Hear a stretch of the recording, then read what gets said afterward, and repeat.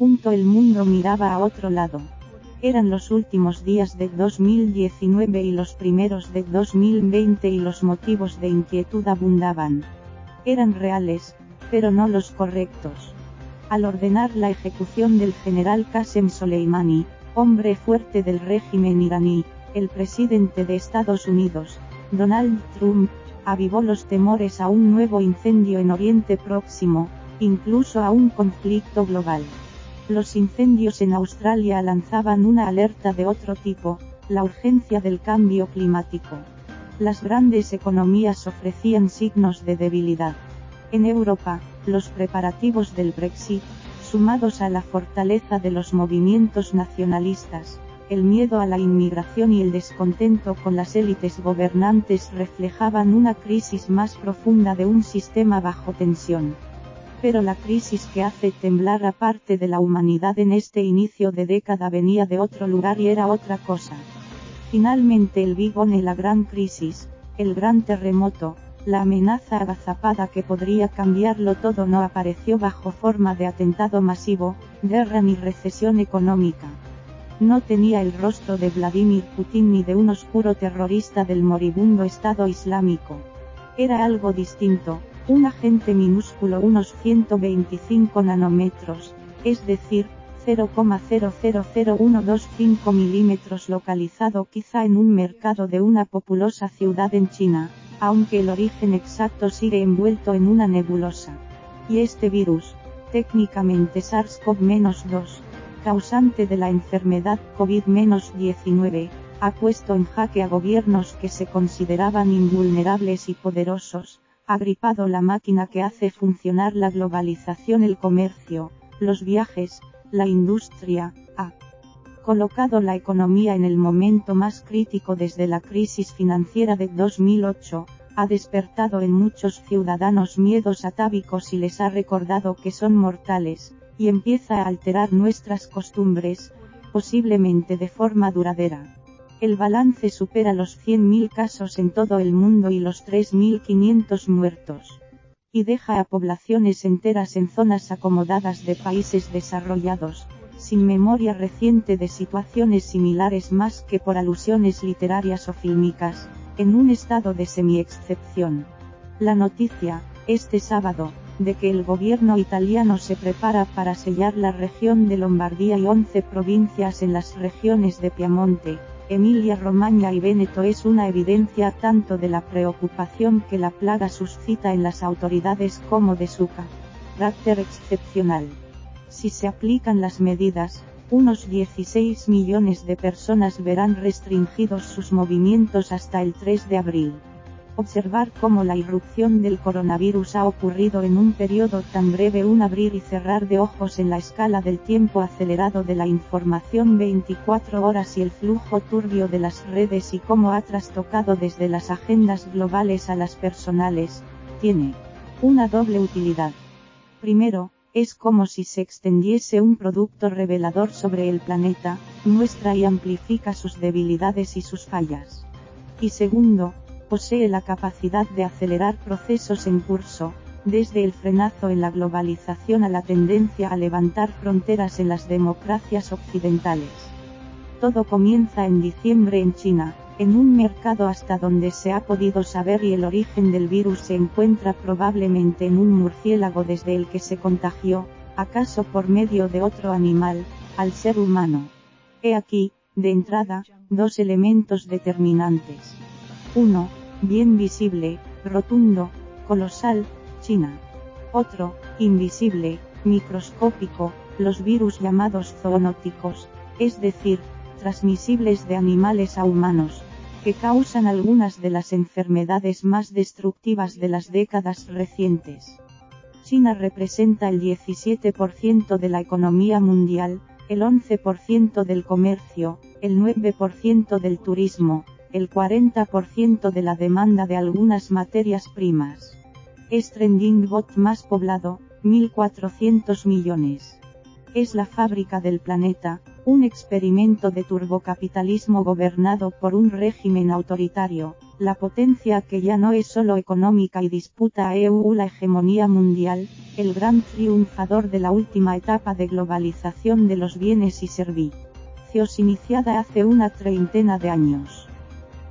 ¿Por qué algunos virus se desbordan e infectan a los humanos? David Quammen desde Montana, Estados Unidos. El segundo elemento son los virus que pasan de animales a seres humanos. Las enfermedades causadas por ellos incluyen desde la gripe de 1918, que mató a 50 millones de personas según algunas estimaciones, al SIDA, del que han muerto 32 millones de personas, pero también el ébola, el SARS, la gripe aviar y la COVID-19. Siempre han existido, pero, como explica David Quammen, autor de Spillover, Animal Infections and the Next Human Pandemic, desbordamiento, infecciones animales y la próxima pandemia humana. Vivimos una era de enfermedades zoonóticas emergentes. Hay muchos virus viviendo en animales, plantas y bacterias en los ecosistemas. Probablemente millones. Algunos pueden infectar a los humanos, además de las criaturas en las que estén. ¿Por qué algunos virus se desbordan e infectan a los humanos? Dice Quammen en una conversación telefónica desde Montana. Es porque estamos entrando en contacto con estos animales, plantas y criaturas. Perturbamos ecosistemas diversos. Destruimos la selva tropical. Construimos pueblos y minas en estos lugares. Talamos árboles. Nos comemos los animales que viven en estos bosques. Capturamos animales salvajes y los enviamos a mercados en China. Con estas acciones nos exponemos a estos virus. Es un enigma cuándo el SARS-CoV-2 empezó a circular y cuándo supieron de los primeros casos. La única fecha segura, por ahora, es la del 31 de diciembre. Ese día, el gobierno chino confirmó los primeros casos de una neumonía de origen desconocido. Todo fue rápido desde entonces. El 7 de enero, investigadores chinos identificaron el nuevo virus. 4 días más tarde, se declaró el primer muerto, un hombre de 61 años, cliente del mercado de Wuhan, ciudad de 11 millones de habitantes en el centro de China. Y 10 más tarde se declararon los primeros casos en Japón, Corea del Sur y Tailandia y las autoridades chinas impusieron el aislamiento de Wuhan. La crisis ya no era china, se transformó en asiática. El 30 de enero, la Organización Mundial de la Salud decretó la emergencia sanitaria global. Muchos de los dilemas que surgirían en las semanas siguientes, cuando los recuentos diarios de enfermos hubiesen dejado de ser un asunto lejano fuera de Asia, ya estaban allí. ¿Es posible aislar el mal y derrotarlo? ¿O hay que conformarse con gestionarlo lo mejor que se pueda para atenuar su impacto? ¿Sirven las cuarentenas? Y otra pregunta fundamental, para gestionar una epidemia como esta e imponer medidas drásticas a la población. ¿Están mejor equipados los estados autoritarios o los democráticos?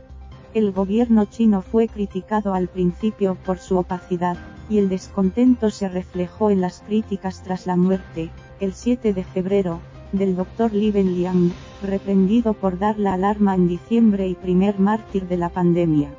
Después, sus medidas de choque para frenar la enfermedad recabaron el aplauso de las autoridades sanitarias internacionales. La pregunta es: ¿quiénes están mejor protegidas? ¿Las dictaduras o las democracias? Dice la profesora Anne-Marie Moulin, médica y filósofa en el Centro Nacional de Investigaciones Científicas francés. Está claro que un país autoritario, con poblaciones acostumbradas a medidas absolutas, puede parecer más favorable a la defensa contra las epidemias. Pero una democracia en la que la información circula y en la que los ciudadanos se sienten solidarios, también puede ser un país más vigilante y que está mejor organizado, y en el que llamar para avisar de que hay un caso no parezca una denuncia. ¿Sabe lo que habría que hacer? Tomar dos países con la misma epidemia, uno autoritario y que no respete las libertades y otro que las respete, y ver qué ocurre. Es una experiencia que nunca ha ocurrido, así que debemos conformarnos con las especulaciones. Si los dos modelos fueran claros y diáfanos como en la Guerra Fría, quizá sería más simple. Hoy el virus circula por un planeta gobernado por Xi Jinping y Donald Trump, dos grandes rivales que parecen debilitados por la epidemia, comenta Dominique Moissy, consejero especial del Laboratorio de Ideas Institut Montaigne, con sede en París, y autor de libros como La G. O Política de las Emociones. En EU, la crisis, al principio, estuvo también bastante mal gestionada por Trump, quien la despreció e hizo declaraciones improvisadas, explica Moissy. En China, se ha visto que quienes lamentaban la centralización excesiva del poder, el retorno a un modo imperial de gestión, usaban la crisis para criticar al poder, añade. ¿Acabará Xi Jinping debilitado?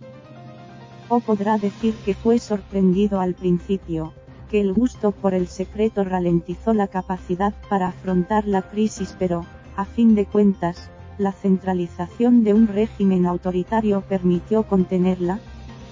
El 2 de febrero se registró el primer muerto fuera de China, en Filipinas, y 2 semanas después, el primero fuera de Asia, un turista chino de 80 años en París.